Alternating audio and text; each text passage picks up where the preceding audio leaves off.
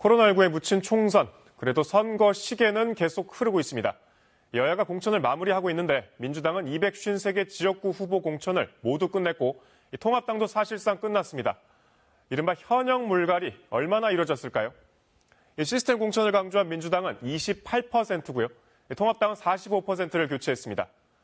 여성 후보 비율, 양대 정당 모두 남성 후보가 압도적입니다. 제3당 민생당도 역시 10%대, 그나마 정의당만 겨우 20%를 넘겼습니다.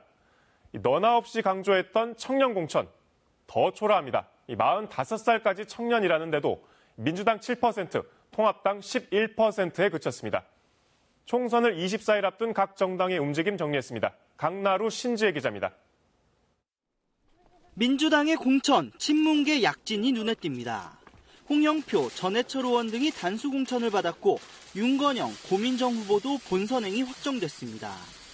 한때 물갈이론이 일었던 86그룹도 생환했습니다. 반면 비문으로 불리는 오선 이종걸, 초선 금태섭 의원 등은 탈락했습니다.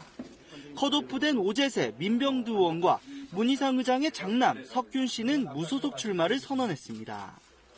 민주당은 개파 몰아주기는 없었다는 입장입니다. 해당 지역의 사정에 따른 것이지 단수 후보로 만들기 위해서 어떤 노력을 하거나 이런 게 아니거든요. 비례대표 공천 문제는 갈수록 진통입니다. 당 요구에 따라 비례정당인 더불어시민당에 입당한 민주당 비례 후보들, 급조된 후보 대신 자신들을 전면 배치해달라고 요구했습니다. 투표용지 순번을 올리기 위해 현역 의원 7명을 더불어시민당에 파견하는 작업도 추진 중인데 서너 번째 정도 이내에 들어가면 우리 유권자들, 특히 우리 지지자들이 우리 당을 선택하는데 큰 어려움은 없다고 봅니다. 사실상 위성정당을 자인하는 모습입니다. 또 다른 비례정당 열린민주당은 후보들을 공식 소개했습니다. 가장 적절한 시점에 합쳐서 문재인 정부의 성공을 위해서 든든한 두 개의 기둥으로 역할을 할 것이라고 생각을 합니다. 총선 뒤 민주당과의 합당을 내비쳤는데 민주당은 추후 합당 가능성은 없다고 재차 선을 그었습니다. KBS 뉴스 강나루입니다. 통합당의 현역 의원 물갈이, 중진, 그중 친박계에 집중됐습니다.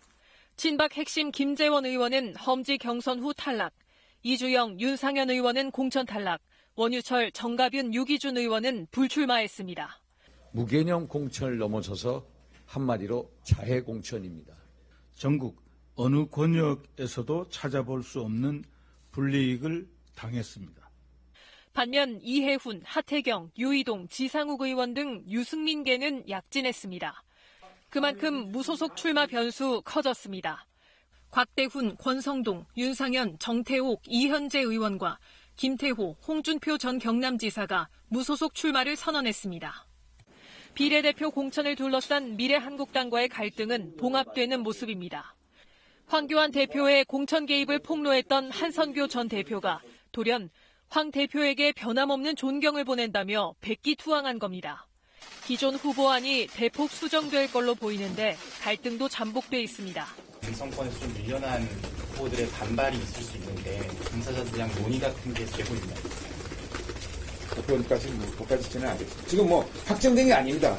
공천은 내일 확정되는데 황 대표는 선을 그었습니다. 그거는 미래한국당에서 할 일입니다. 안철수 대표가 이끄는 국민의당은 비례대표 1번에 코로나19 의료진으로 활동 중인 최연숙 대구 계명대 동산병원 간호부원장을 공천했습니다. KBS 뉴스 신지혜입니다.